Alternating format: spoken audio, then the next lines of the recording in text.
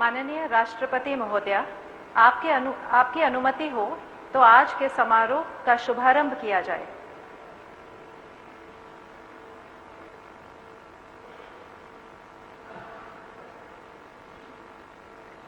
भारत के मुख्य न्यायमूर्ति श्री सूर्यकांत।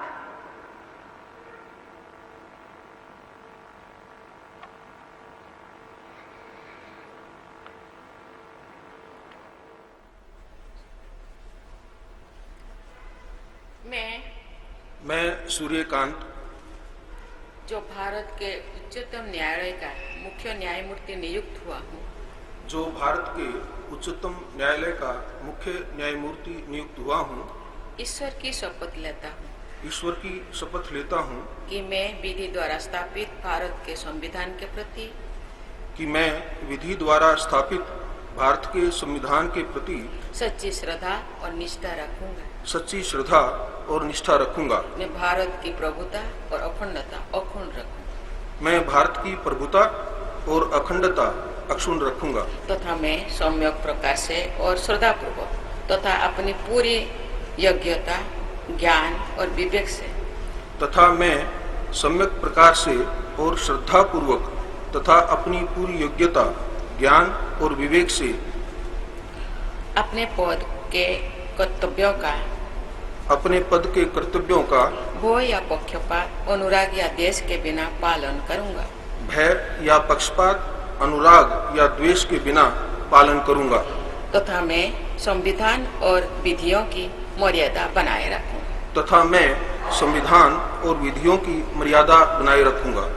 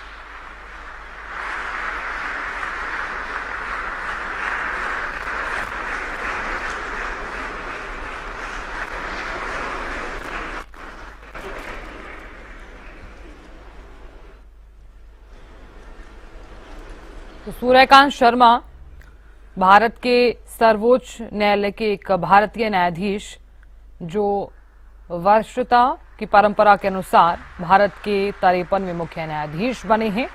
और हालांकि न्यायाधीश बनने से पहले सूर्यकांत एक वरिष्ठ अधिवक्ता थे और हरियाणा के महाधिवक्ता के रूप में इन्होंने कार्य किया है। तो शपथ ग्रहण समारोह जिसकी तस्वीरें आप देख पा रहे हैं, तो जस्टिस सूर्यकांत ने शपथ ग्रहण की और दिल्ली से ये लाइव तस्वीरें राष्ट्रपति द्रौपदी मुर्मू ने आज इन्हें शपथ दिलाई है। तो समारोह का समापन किया जाए।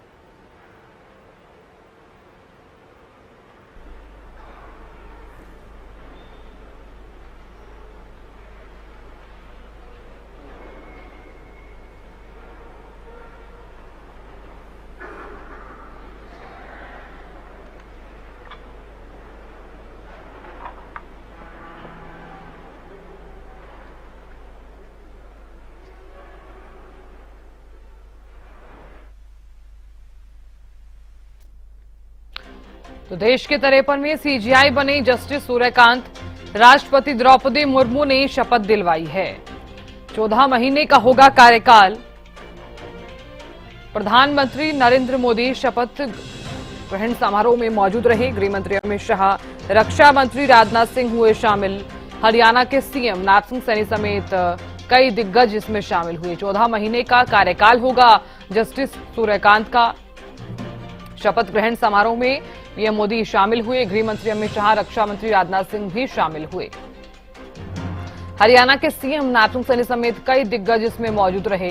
देश के 53वें सीजीआई बने जस्टिस सूर्यकांत। राष्ट्रपति द्रौपदी मुर्मू ने शपथ दिलवाई। 14 महीने का इनका कार्यकाल होगा। प्रधानमंत्री नरेंद्र मोदी शपथ समारोह में मौजूद रहे। गृह मंत्री अमित शाह, रक्षा मंत्री राजनाथ सिंह शामिल हुए। हरियाणा के सीएम नाथ सिंह सैनी समेत कई दिग्गज इसमें शामिल रहे। तो बड़ी खबर, तो 53वें सीजीआई के रूप में शपथ ग्रहण करते हुए नजर आए और राष्ट्रपति द्रौपदी मुर्मू ने ये शपथ दिलवाई है।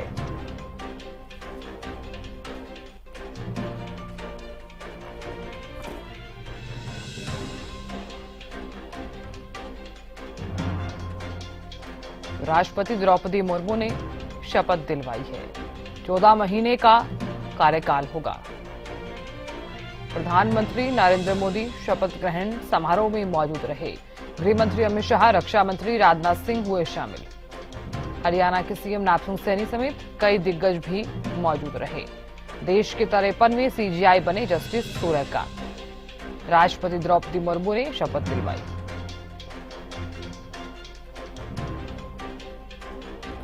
तो जस्टिस सूर्यकांत शर्मा भारत के सर्वोच्च न्यायालय के एक भारतीय न्यायाधीश हैं, जो वरिष्ठता की परंपरा के अनुसार भारत के 53वें मुख्य न्यायाधीश बने हैं। और हालांकि न्यायाधीश बनने से पहले सूर्यकांत एक वरिष्ठ अधिवक्ता थे। उन्होंने हरियाणा के महाधिवक्ता के रूप में भी कार्य किया है और कई अहम फैसले जो हैं वो अपने कार्यकाल के दौरान इन्होंने लिए।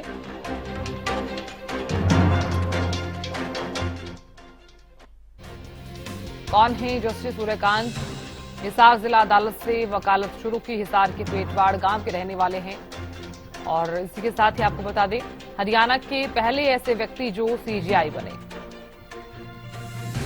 जस्टिस सूर्यकांत के पिता एक शिक्षक थे। जस्टिस सूर्यकांत की 8वीं तक की पढ़ाई गांव के स्कूल से हुई।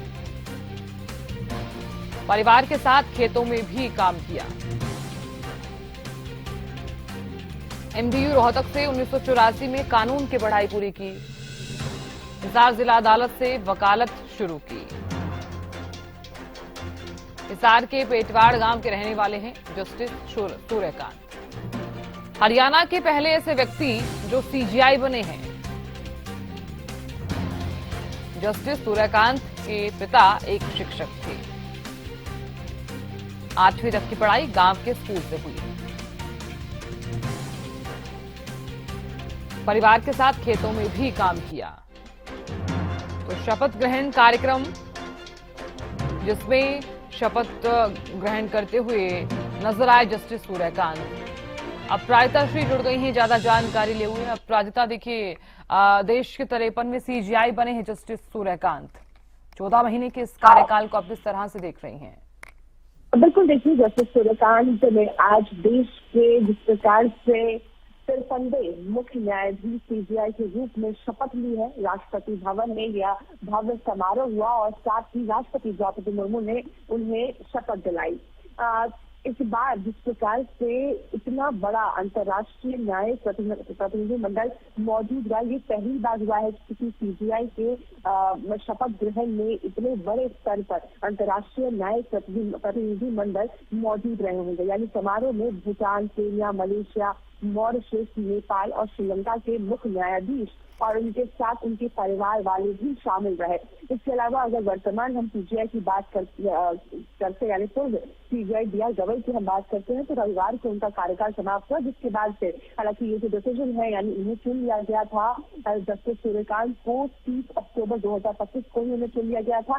जिसके बाद जैसे ही बी आर गवई पूर्व सीजीआई का सर्वर समाप्त हुआ कल यानी रविवार को, जिसके बाद आज ये शपथ समारोह हुआ है। इसके अलावा अगर हम देश की बात करते हैं तो मुख्यमंत्री हरियाणा के मुख्यमंत्री नारायण सैनी इस समारोह में मौजूद है, क्योंकि देखिए लाजमी भी हो जाता है, क्योंकि न केवल देश के लिए बल्कि हरियाणा के लिए काफी गौरव का समय ये है, क्योंकि जिस प्रकार से कोई भी पहला हरियाणा का व्यक्ति जिसे आप भी बता रही थी कि सीजीआई बना है और जो उनका कार्यकाल रहा है यानी अपने पढ़ाई से लेकर के अब तक की जो उनका सफर रहा है वो काफी प्रेरणादायक रहा है, क्योंकि केवल एक पद पर वो नहीं रहे हैं मगर आज तक जिस प्रकार से उनके वर्डिक्ट रहे हैं, जिन जिन चीजों में उन्होंने जो लैंडमार्क डिसीजन दिए हैं वो काफी ज्यादा प्रकार से लोगों के जीवन को प्रभाव डालता है। जिनमें से एक है आजकल 370 आजकल 370 को जो हटाया गया था उनमें वो भी सुप्रीम कोर्ट चैम्बर में उन्होंने एक बेहतरीन लैंडमार्क के तौर पर से देखा जाता है, जिस वजह से जम्मू कश्मीर की इतनी प्रगति हो रही है। इसके अलावा अगर बात की जाए तो और क्या क्या उनकी क्या क्या अपने चैनल में उन्होंने किया है, तो सुप्रीम कोर्ट की हम बात करते हैं तो SIR की जो रिविजन चल रहा था बिहार में उसमें 65 लाख वोटर्स को जो एक्सक्लूड किया गया था, तो इलेक्शन कमीशन से डिमांड किया गया था कि उस डिटेल को क्या के लिए हटाया गया है, किस बिना पर हटाया गया है, वो डिटेल भी डिस्क्लोज करे। और वो जस्टिस सूर्यकांत भी थे जिन्होंने इस बेंच को कहा था। और साथ साथ जो धारा IPS जो पहले कॉलोनियल एरा सेडिशन लॉ के नाम से जाना जाता था, IPS धारा IPS, उसे भी हटाकर अब जो BNS धारा लागू की गई है उसमें भी जस्टिस सूर्यकांत भी शामिल थे। इसके अलावा कई ऐसी महत्वपूर्ण चीजें भी हो जाती है, जैसे सरपंच में अन्य एक ऐसा उन्होंने वर्डिक्ट दिया था जो जेंडर जस्टिस को कहीं न कहीं दर्शाता है, यानी ग्रास रूट डेमोक्रेसी को दर्शाता है कि किस प्रकार से एक महिला सरपंच को अनलॉफुली हटा दिया गया था, जिसे लेकर भी उन्होंने आवाज उठाई थी। और 1/3 सीट बार एसोसिएट यानी SCBA supreme court bar association में भी रिजर्व रहेगा महिलाओं के लिए, ये भी डिसीजन जस्टिस सूर्यकांत के द्वारा ही लिया गया था। यानी कुल मिलाकर जीवनी की बात की जाए, चाहे पंजाब हरियाणा हाईकोर्ट से लेकर के एडवोकेसी से सुप्रीम कोर्ट के जज के तौर पे, हाईकोर्ट के CJI के तौर पे, उसके बाद अब चीफ जस्टिस ऑफ इंडिया के तौर पे जो नियुक्त किया गया है, तो उनका ऐसा भावी कार्यकाल रहा है जो प्रेरणादायक है। सबसे पहले तो ये प्रेरणा मिलती है कि अगर मेहनत किया जाए तो कोई भी व्यक्ति कहीं से कहीं पहुंच सकता है, देश के सर्वोच्च स्थान तक पहुंच सकता है। ये उनका पूरा जीवन काल दर्शाता है और जिस प्रकार से भव्य तरीके से समारोह उनका हुआ है और कई देशों के जस्टिस सुप्रीम कोर्ट जज यहाँ पहुंचे हुए दर्शाता है कि उनका पूरा जीवन काल किस प्रकार से रहा है। और आने वाला समय यानी 2027 अपने जो उनका टेन्योर है वो समाप्त हो जाएगा और वो जो CJI के पद से वो कार्यनिवृत्त हो जाएंगे। जी बिल्कुल अपराजिता, बहुत शुक्रिया जानकारी देने के लिए और नजर बनाए रखने के लिए। देश के 53वें CJI बने हैं जस्टिस सूर्यकांत।